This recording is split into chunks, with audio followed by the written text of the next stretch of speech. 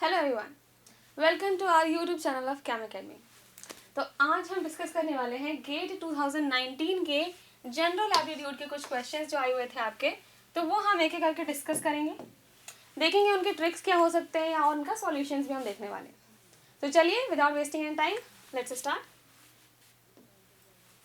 तो सबसे first question जो आपका गेट 2019 के पेपर में आया हुआ था वो आपका क्वेश्चन था, थोड़ा इंग्लिश था इसमें, ठीक है।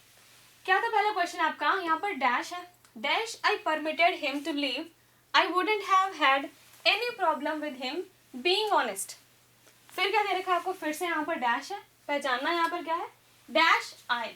तो इस क्वेश्चन को आप देखते ही, सेंटेंस को आप देखते ही आप क्या कह सकते हैं कि आपकी कंडीशनल सेंटेंस है, राइट। ये आपके क्या है, कंडीशनल सेंटेंस है, ठीक है। अब ऐसे अगर आपके पास कंडीशनल सेंटेंसेस होते हैं, यहाँ पर हम केस, ये कौन सा केस चल रहा है, इफ वाला केस चल रहा है ना, इफ वाला। तो यहाँ पर पहला केस अगर मैं बात करूँ यहाँ पर कि इफ है यहाँ पर, ठीक है।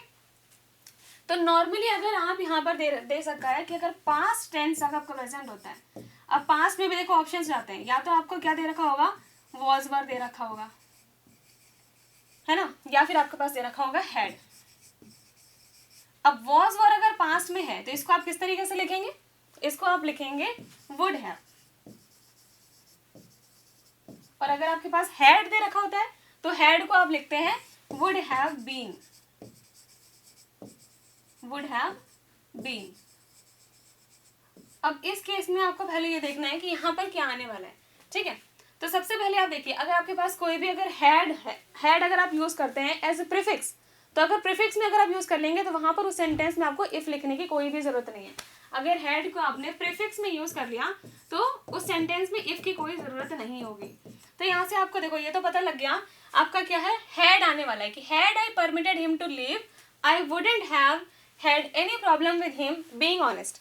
तो फर्स्ट तो ठीक है हमारा कि हैड आ रहा है। अब देखो इस ऑप्शन में आपके पास यहाँ आपने काट दिया, एक ही ऑप्शन है, इसको भी आपने काट दिया। अब सेकंड क्या चेक करना है आपको कि यहाँ पर वुडंट आएगा या फिर वुड आएगा, ठीक है। अब देखते हैं आगे लिखा है dash I question mark. It means ये आपको साफ साफ बता रहा है कि आपका एक क्वेश्चन टैग है, ठीक है। और क्वेश्चन टैग में क्या होता है कि अगर आपका जो सेंटेंस है वो अफर्मेटिव है, मतलब पॉजिटिव है, तो क्वेश्चन टैग नेगेटिव होगा। और अगर आपका सेंटेंस जो है वो आपका नेगेटिव है तो क्वेश्चन टैग आपका अफर्मेटिव होता है, पॉजिटिव होता है। तो यहाँ पर अगर आप देखें कि आपका यहाँ पर क्या देता है, wouldn't have, it means sentence जो है ये आपका नेगेटिव है, वुडंट हैव है, तो ये आपका नेगेटिव है। इट मींस आपका जो क्वेश्चन टैग आने वाला है वो आपका पॉजिटिव आएगा, अफर्मेटिव आएगा।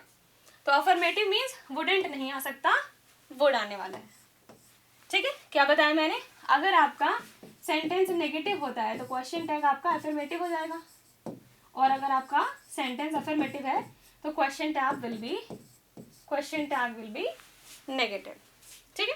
तो यहाँ से कुछ बेसिक्स इंग्लिश ग्रामर था आपका, ठीक है। तो इससे भी क्वेश्चंस आते हैं आपके गेट में, देखिए इंग्लिश से भी आएगा, मैथ्स से भी आता है, जनरल एप्टीट्यूड भी आपके पास आता है। तो एप्टीट्यूड में सब कुछ कवर अप हो जाता है। चलिए नेक्स्ट क्वेश्चन देखते हैं। Now, this question says, the minister avoided any mention of the issue of women's reservation in the private sector. He was accused of dash the issue. अब ये क्वेश्चन आप देखें, ये आपके पास एक फ्रेज है, आपको फ्रेज पहचानना है यहाँ पर, ठीक है। फ्रेज से आपका ये क्वेश्चन आया हुआ है। तो क्वेश्चन सबसे पहले आपको मीनिंग समझना है। देखो क्वेश्चन क्या कह रहा है, the minister avoided any mention of the issue of women's reservation in the private sector. Minister ने क्या किया, उन्होंने अवॉइड किया ये मेंशन करना issue of women's reservation private sector में। अब वो क्या करेंगे, जब उन्होंने छुपाया है ये बात, it means he was accused of, यहाँ पर हाइडिंग आना चाहिए था, he was accused of hiding the issue, कि उन्होंने ये बात नहीं बताई, छुपाई, ठीक है। तो आपको मीनिंग देखना है बस इन सारे के। सबसे पहले कॉलरिंग दे रखा है। कॉलरिंग का मतलब क्या होता है, कॉलरिंग मीन्स आपका हो जाएगा यहाँ पर टू कैच, कॉलर मतलब हो जाता है आपका टू कैच, ओके। अब स्कर्टिंग, स्कर्टिंग का मतलब यहाँ पर होता है टू हाइड, यही आपको यहाँ पर पता करना था कि he was accused of hiding the issue या फिर skirting the issue, ठीक है। ये आपका यहाँ पर फ्रेज है। तो ऑप्शन से आपको पता लग गया कि हाँ ठीक है, आंसर तो आपका बी आने वाला है, skirting the issue आने वाला है। अदरवाइज इनके मीनिंग्स भी एक बार देख लेते हैं। टाइंग मतलब तो साफ पता लग रहा है कि टू टाई अप, और बेल्टिंग का मतलब हो जाता है, बेल्टिंग मीन्स आउटस्टैंडिंग, बेल्टिंग का मतलब हो जाता है आउटस्टैंडिंग। तो यहाँ पर इन सब से तो कोई रिलेशन है ही नहीं। आपका क्वेश्चन जो है वो क्या बता रहा है कि वहां पर जो फ्रेज यूज हो रहा है वो हो रहा है छुपाना या फिर हाइड करना, तो आप उसको सिंपली कह सकते हैं स्कर्टिंग रेशियो। सो यहाँ पर आपका बी ऑप्शन करेक्ट है। ठीक है, okay. John Thomas an dash writer passed away in 2018। अब इस क्वेश्चन में आपको क्या बताना है कि यहाँ पे डैश में क्या आएगा। जॉन थॉमस जो थे an dash writer passed away in 2018। सबसे पहले तो बहुत बेसिक है, यहाँ पर देखिए आपको यहाँ पर दे रखा है एन, ठीक है। लॉजिक अगर नॉर्मली आप यूज करें, यहाँ पर एन है, ए नहीं दे रखा, एन है, इट मीन्स यहाँ पर आपके पास जो भी है कोई वॉवल होने चाहिए, ए ई आई ओ यू से स्टार्ट होंगे। इट मीन्स चलो ये पॉसिबल है, ये तो आपने ऐसे ही काट दिया है ना, ये तो आएगा ही नहीं। एमिनेंट ये पॉसिबल है, ये भी नहीं आ सकता। डोमिनेंट सिर्फ वॉवल्स ही तो आएंगे ना, ए ई आई ओ यू, बस इतने आएंगे। ठीक है, अब आपको इन दोनों के मीनिंग्स पता हो तो आप इजिली इनका आंसर कर लेंगे। सबसे पहले अगर मैं इमिनेंट की बात करूं, इमिनेंट का मतलब हो जाता है अबाउट टू हैपन, मतलब कुछ होने वाला है, समथिंग अबाउट टू हैपन। तो यहां पर इसका कोई मीनिंग तो बनता ही नहीं, अबाउट टू हैपन। तो यहाँ पर इमिनेंट का तो कोई मतलब नहीं, लेकिन बहुत लोग कंफ्यूज होते हैं इमिनेंट और एमिनेंट में। डिफरेंस आपका क्या है? इमिनेंट मतलब होता है about to happen, something is going to happen. Eminent का मतलब होता है, एमिनेंट की बात हम कब करते हैं, जब कोई बहुत ही मतलब रेस्पेक्टफुल या मतलब जिसको आप कंपेयर ही नहीं कर सकते, मतलब पूरे वर्ल्ड में बियॉन्ड कंपैरिजन है वो, ठीक है। One who can not be compared, आप कह सकते हैं one who can not be compared, या फिर बहुत ही फेमस या रेस्पेक्टेड पर्सन है। तो यहाँ पर आपके पास क्या आ जाएगा, ये ऑप्शन जो है आपका बिल्कुल यहाँ पर फिट हुआ बैठ रहा है। क्या है? जॉन थॉमस क्या थे आपके, एक बहुत ही एमिनेंट पर्सन थे, मतलब वो बहुत ही रेस्पेक्टेड थे, फेमस पर्सन थे, जिनको आप कंपेयर नहीं कर सकते किसी से भी। ही पास्ड अवे इन 2018। सो यहाँ पर आपका करेक्ट आंसर इज एमिनेंट। इसका मतलब हो गया one who can not be compared.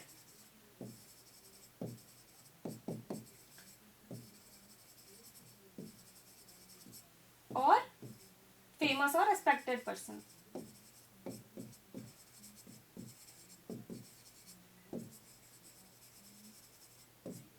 Okay, so your right answer is C. Next question.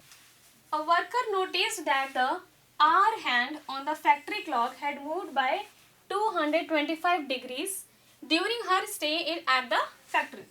For how long did she stay in the factory? अब यहाँ पर आपको क्वेश्चन ये है क्लॉक से, ठीक है। तो क्लॉक के बारे में आपको बेसिक इन्फॉर्मेशन पता होनी चाहिए। यहाँ पर आपके पास क्या है, ये होता है 12, यहाँ पर आपके पास 3, 6, 9, ठीक है। और आप सभी को पता है यहाँ पर हो जाएगा 1, यहाँ 2, ठीक है। ओके, नॉर्मल है इतना। अब देखिए यहाँ पर क्या बता रहा है कि कोई वर्कर ने नोटिस किया क्या कि आर हैंड जो है फैक्ट्री क्लॉक में वो 225 डिग्रीज मूव हो रहा है, ठीक है। तो कितने देर तक लिए उसने स्टे किया है फैक्ट्री में।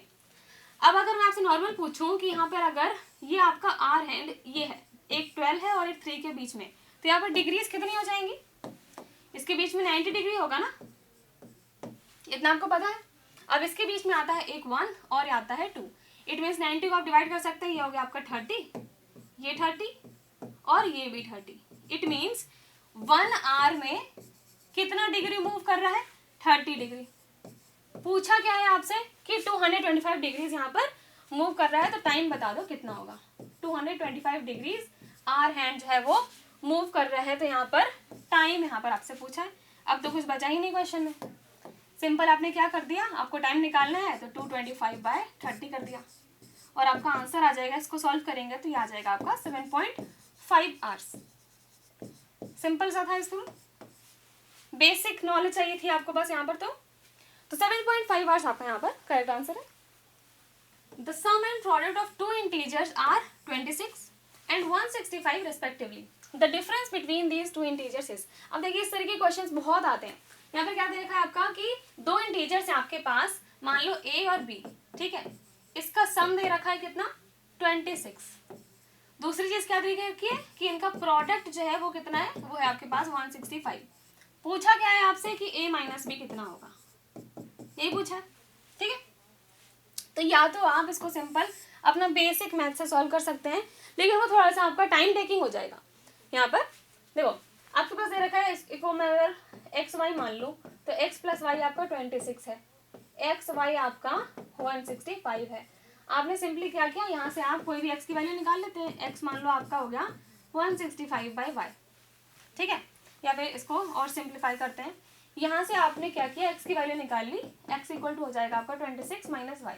अब इस x की वैल्यू को इसमें पुट कर देते हैं, तो आपका x क्या है 26 माइनस वाई, ये y आपका ऑलरेडी था, equal to 165।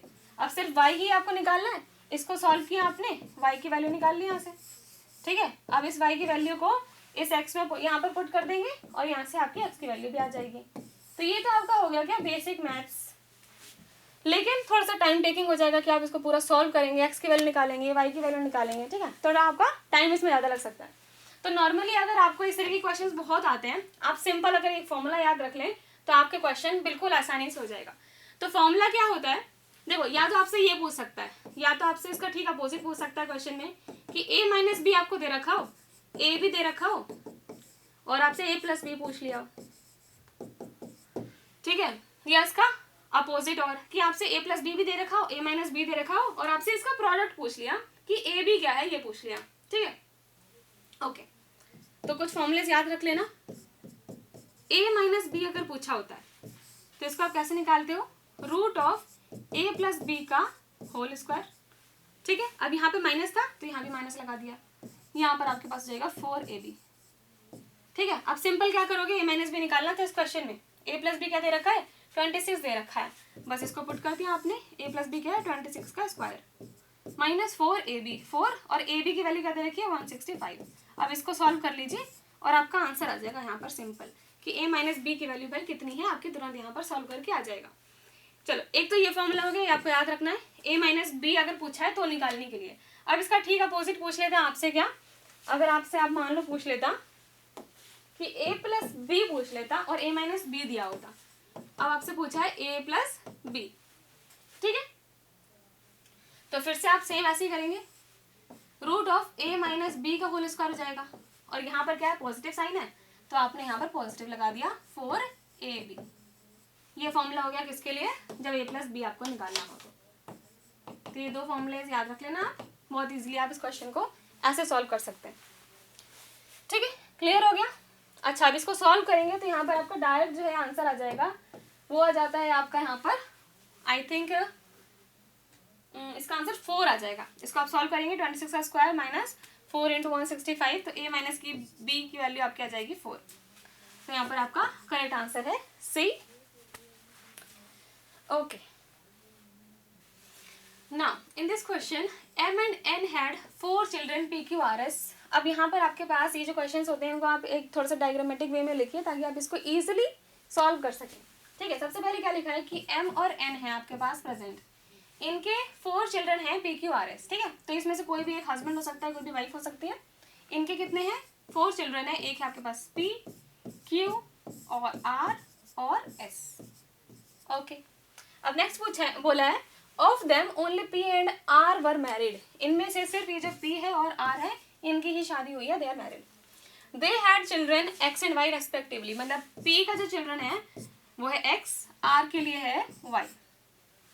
If y is a legitimate child of y, अब ये भी दे दिया कि आपका y जो है ये एक लेजिटिमेट चाइल्ड है किसका, w का। इट मीन्स यहाँ पर आपके इसके जो पेरेंट्स होंगे वो r और w दोनों है, कोई भी एक हस्बैंड हो सकते हैं, कोई भी वाइफ हो सकता है, ठीक है। So which one of the following statements is necessarily false, तो इनमें से स्टेटमेंट्स में से कौन सा ऐसा स्टेटमेंट होगा जो बिल्कुल गलत ही हो सकता है, ठीक है, बिल्कुल गलत है। चलिए एक एक बार हम इनके ऑप्शंस देखते हैं क्या है। सबसे पहला आपके पास क्या है, m is the grand mother of y। m कहाँ है आपके पास, m is the grand mother of y। तो ये तो पॉसिबल है बिल्कुल कि y किसका बेटा था, rw का, और rw किसका बेटा है, m और n के। तो m आपके मतलब मदर भी हो सकती है, ग्रैंड मदर या फिर ग्रैंड फादर।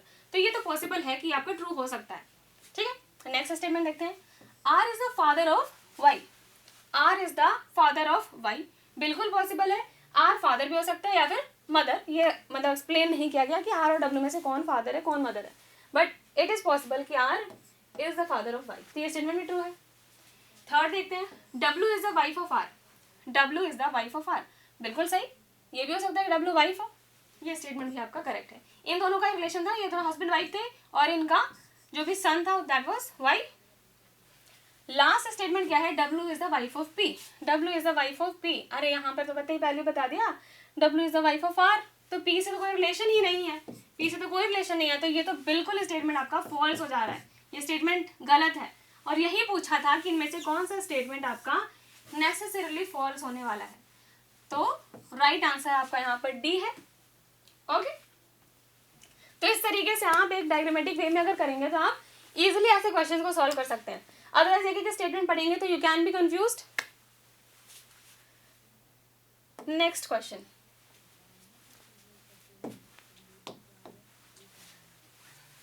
अब इस क्वेश्चन में क्या पूछा है आपसे, a person divided in amount of ₹1 lakh into 2 parts.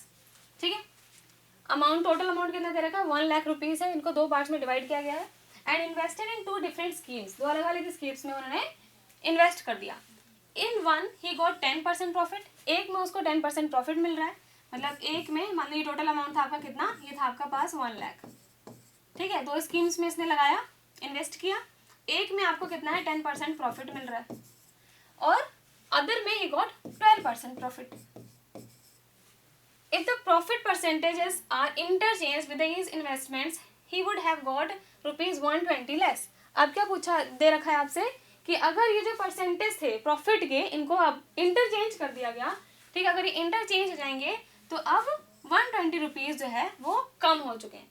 It means पहले क्या था, सबसे पहला अगर P1 मान लो मैं पहला प्रॉफिट, ठीक है, पहला अगर P1 प्रॉफिट मान लिया, इसका कितना मिल रहा है 10% प्रॉफिट मिल रहा है, राइट।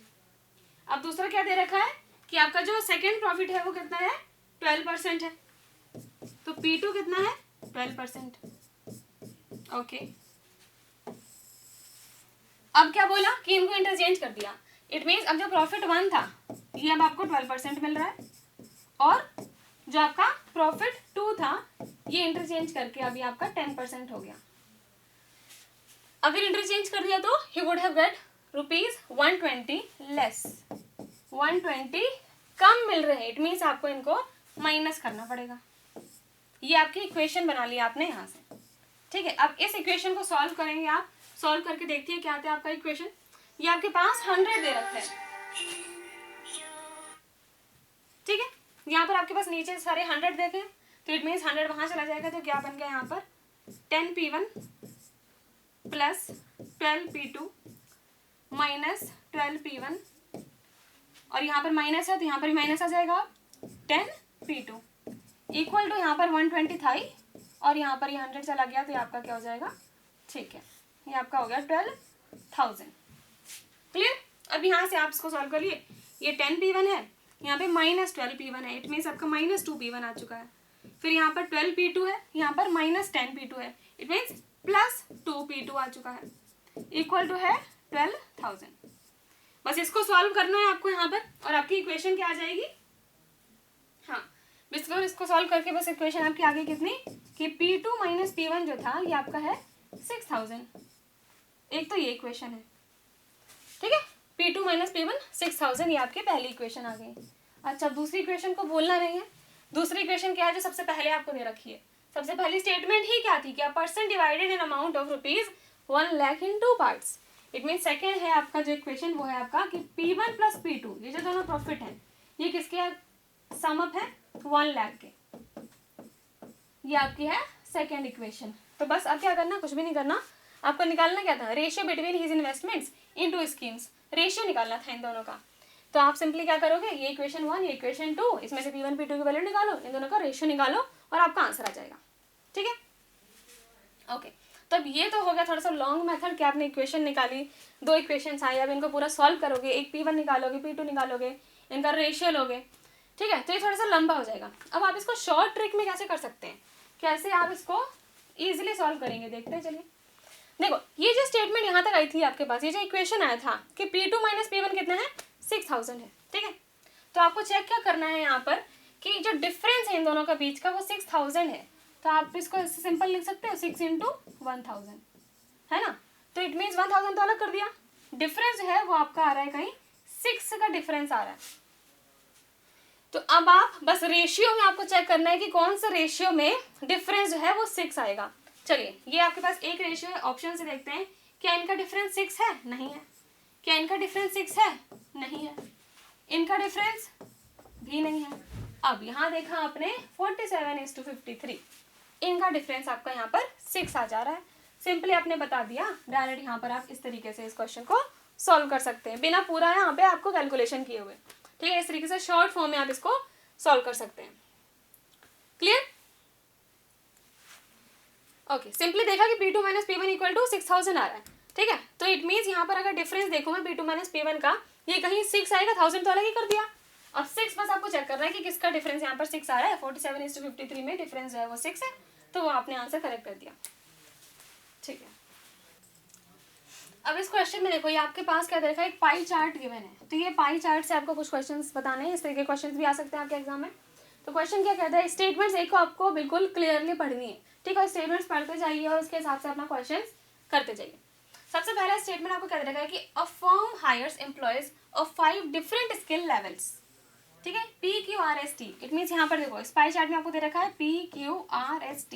ये क्या है, आपके डिफरेंट स्किल लेवल्स हैं। ये 5 डिफरेंट स्किल लेवल्स के लोग हैं, एम्प्लॉयज हैं ना। The shares of employment at these skill levels of total employment in 2010 is given in the pie chart as shown. ठीक है, सारा आपको यहाँ पर इस पाई चार्ट में बता रखा है। There were a total of 600 employees in 2010। अब यहाँ पर क्या दे रखा है कि इन 2010 में टोटल एम्प्लॉयज कितने थे, वो आपके थे टोटल 600 एम्प्लॉयज प्रेजेंट थे। इसके बाद क्या देखा है, the total employment increases by 15% from 2010 to 2016। 2010 से 2016 में क्या हो गया कि 15% यहाँ पर इंक्रीमेंट हुआ है एम्प्लॉयमेंट का। ठीक है, और total employment at skill levels PQR remain unchanged. अब यहाँ पर क्या है कि PQR जो थे इनमें कोई डिफरेंस नहीं आया, नो चेंज। लेकिन S और T में डिफरेंस आया है।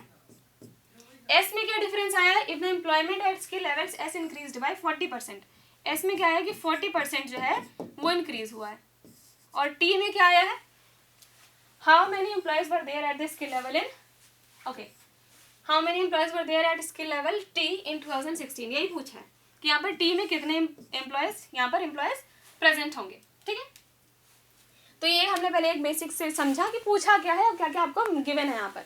तो ये सबसे पहला स्टेटमेंट ही था कि टोटल एम्प्लॉयज आपके कितने हैं, 600 एम्प्लॉयज दे रखे हैं। ये पाई चार्ट आपके पास प्रेजेंट है कि डिफरेंट डिफरेंट स्किल लेवल्स पर देखो P जो है कितने हैं, 20% है, Q कितना है 25, R 25, S 25 और T कितना है 5। ठीक है, तो सबसे पहले तो आप इनकी परसेंटेज निकाल लो, PQRST इन सबकी। ठीक है, देखो टोटल थे आपके 600। अब इस 600 में से ही तो सारे होंगे ना, PQRST, ये सारे होंगे। पहले P का निकाल लेते हैं। P कितना है, 20 दे रखा है, इट मीन्स 20% ऑफ 600। इसको कैलकुलेट कर लिया। ठीक है, कितना आ जाएगा, ये आ गया 120। फिर Q निकाल लिया। Q कितना है आपका, Q दे रखा है 25, देखो 25 गिवन है, इट मीन्स 25% ऑफ 600, ये निकाल लिया। ये कितना आ जाएगा, ये आपका आ गया 150। अब Q, R और S, R और S ये भी आपके 25% है, तो दोबारा से क्या कैलकुलेट करना, ये आपका आ गया कितना 150 आ जाएगा। ठीक है, ओके। अब T कितना दे रखा है, T दे रखा है 5, इट मीन्स अब आपको निकालना है क्या, 5% ऑफ 600। अब ये निकाल लेना है, तो ये आ गया आपका 35। तो अब आपने इसके परसेंटेज कैलकुलेट कर ली थी। P कितना आ रहा है आपका, ठीक है 120 आ रहा है, यहाँ पर 30 आएगा यहाँ पर। ठीक है, P कितना है 120, Q कितना है 150, R और S भी 150 और T है आपके 30। ये आपने नॉर्मली पहले आपके फर्स्ट लाइन से ये इतना पता लगा लिया है। अब क्या दिया कि 2016 में क्या हुआ कि 15% जो है वो इंक्रीमेंट हुआ है। ठीक है, और PQR में कोई भी चेंज नहीं आया है। इट मीन्स ये तो बात कर रहे थे आपका जब 2010 की बात थी। अब 2016 में क्या हुआ, इसको मैं ये लिख देती हूँ आगे। ठीक है, अब 2016 में क्या हुआ है, 2016 में PQR में कोई चेंज नहीं आया। P कितना था 120 था, Q 150, कि R भी आपका 150। S कितना था, S में देखो इंक्रीमेंट आया है, और S में कितना इंक्रीमेंट आया है आपका यहाँ पर दे रखा है 40%। ठीक है, S कितना था आपका 150 था, तो इंक्रीमेंट है आपका 40%। तो सबसे पहले आप क्या करोगे कि 40% ऑफ 150 ये निकाल लिया, 40% ऑफ 150, और यहाँ पर 150 तो था ही, और जितना प्रॉफिट आया उसको भी ऐड करेंगे। बिल्कुल ठीक है। तो 40% 150 अगर आप निकालोगे तो आ जाएगा 60, और 150 प्लस 60 आपका कितना आ गया, इसको ऐड कर दिया आपने तो आ जाएगा 210। तो अब आपको एस भी पता लग गया है। अब टी कितना है यही आपको पता लगाना था, यहाँ पर टी की वैल्यू क्या आएगी। ओके, तो अब देखिए लोग तो इतने ही है ना, total P Q R S T इतने ही है, और टोटल आपको कितना दे रखा था, टोटल देखो यहाँ पर था आपके पास टोटल 600 लोग थे, है ना। लेकिन अब 2016 में क्या हुआ है कि 15% यहाँ पर इंक्रीज भी तो हुआ है, 2010 से 16 में 15% टोटल इंक्रीमेंट हुआ है, तो आपको ये इंक्रीमेंट भी निकालना पड़ेगा। तो देखो यहाँ पे लिख लेते हैं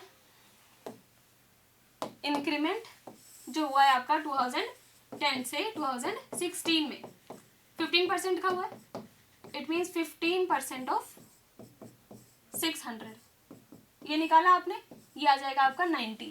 पहले कितना था 600 था, तो अब टोटल एम्प्लॉयज कितने हो जाएंगे 600 प्लस 90, इट मीन्स 690। अब टोटल एम्प्लॉयज आपके हैं कितने 2016 वाले ईयर में। ओके, अब आपको टी की वैल्यू यहाँ पर निकालनी थी, तो P कितना है आपका 120, Q कितना है 150, R कितना है 150, S कितना है 210, T आपको नहीं पता निकालना है, टोटल कितने हैं 690। बस इसको सॉल्व करिए, T की वैल्यू निकालिए, और T आपका आ जाएगा यहाँ पर 60 आ जाता है, यही पूछा था। T की वैल्यू कितनी आ जाएगी 60 आ जाएगी यहाँ पर, और क्या हो गया आपका करेक्ट आंसर, ये आ गया C। ठीक है, इस तरीके से आपको इस क्वेश्चन को सॉल्व करना है। समझ में आ गया ये क्वेश्चन। देखो सिंपल था, क्या दे रखा था 2010 में आपको P Q R S T के सब दे रखे कि इतने परसेंट है, इतने परसेंट है, परसेंटेज निकाल ली सबकी, परसेंटेज सबकी आ चुकी है। अब बताया कि 2010 से इंक्रीमेंट हुआ है 16 में 15% इंक्रीमेंट हुआ है, तो आप सबसे पहले वहाँ पे 600 एम्प्लॉयज थे, इनका इंक्रीमेंट आपने देखा और उस 600 में ऐड कर दिया, तो वो हो गए 690।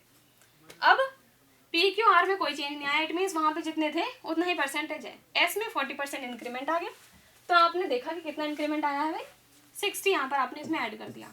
ठीक है, एस भी पता लग गया, टी पता करना था, टोटल पता ही है, बस एक इक्वेशन बन गई, टी की वैल्यू निकाल दी।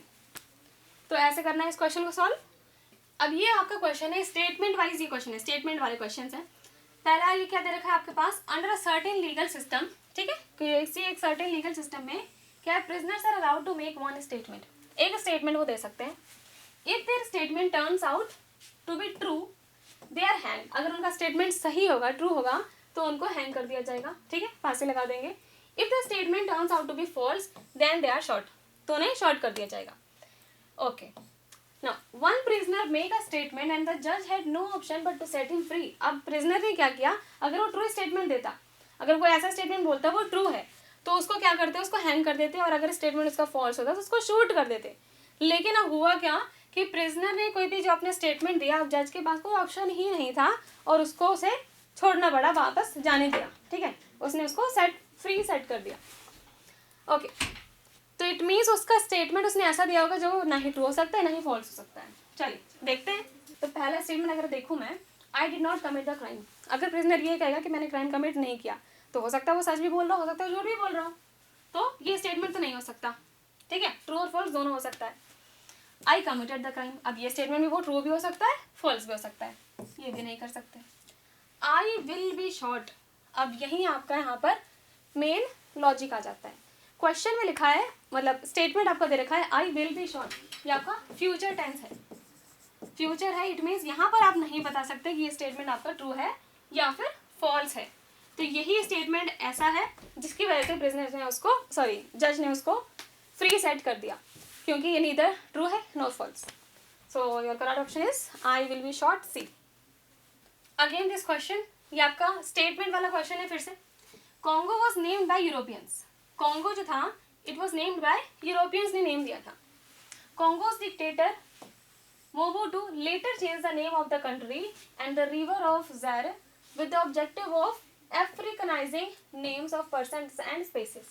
मतलब कॉन्गोस डिक्टेटर मोबुटू ने लेटर इसका नेम जो है चेंज करा, ठीक है, और रिवर ऑफ जायरे किस ऑब्जेक्टिव से कि उन्हें नेम्स को क्या करना था, अफ्रीकनाइजिंग करना था, ठीक है. However, the name Zaire was a Portuguese alteration.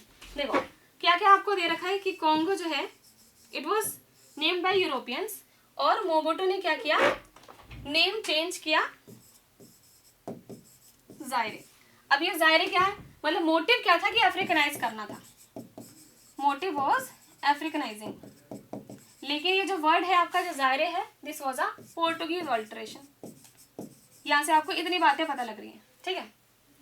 Of जादी and Zaire a local African term, इसका मीनिंग दे रखा है आपके पास river that swallows rivers. Okay, Zaire was the Portuguese name for the Congo River in the 16th and 17th centuries. Which of the following statements can be inferred from the paragraph above? अब इस paragraph से आप कौन सा statement यहाँ पर आपको बताना है कि सही है, क्या इन्फर कर सकते हैं आप. पहला स्टेटमेंट अगर मैं देखूँ, Mobutu was not entirely successful in Africanising the name of his country. तो मोबुटू मतलब इतना सक्सेसफुल नहीं हो पाया अफ्रीकनाइज करने में the name of his country. ये स्टेटमेंट तो बिल्कुल करेक्ट है क्योंकि मोटिव तो यही था कि अफ्रीकनाइज करना था नेम जैर, लेकिन ये जो जैरे था या ये क्या था, एक पोर्टुगीज ऑल्टरेशन था. तो इट मीन्स ये एंटायरली मोबुटू जो है एंटायरली सक्सेसफुल नहीं हो पाया अफ्रीकनाइज करने में क्योंकि पोर्टुगीज ऑल्टरेशन है ये आपका, ठीक है. तो ये स्टेटमेंट आपका यहाँ पर सही हो जाता है. आगे स्टेटमेंट से पढ़ने की कोई ज़रूरत इतनी खास नहीं है, बट फिर भी आप एक बार देख लेना और सारे स्टेटमेंट्स आपके यहाँ पर गलत हो जाएंगे. तो पहला स्टेटमेंट ही आपका यहाँ पर करेक्ट हो गया. So here is the right answer. Okay, so thank you so much. आज हमने आपके गेट 2019 के कुछ एप्टीट्यूड जनरल एप्टीट्यूड के जो क्वेश्चन आए थे वो हमने डिस्कस किए और आपको इससे पता लग रहा होगा कि आपके क्वेश्चन जो आते हैं वो इतने ईजी नहीं आते, ठीक है, कि आप नॉर्मली इस तरीके से ही कर लें, ठीक है, बिना पढ़े. आपको प्रिपरेशन करनी पड़ेगी. अगर अच्छा स्कोर करना है आपको जनरल एप्टीट्यूड में भी मेहनत करनी पड़ेगी. देखिए यहाँ पे रीजनिंग भी आई है, इंग्लिश आपका ग्रामर भी आया है, स्टेटमेंट क्वेश्चन भी आए हैं, मैथमेटिक्स भी आई है. तो ओवरऑल आपका सब कुछ आ चुका है इसमें, ठीक है. So I hope you enjoyed this session. Please अगर आपको अच्छा लगा हो please subscribe the channel if you are new and if you have already subscribe please share. Thank you so much.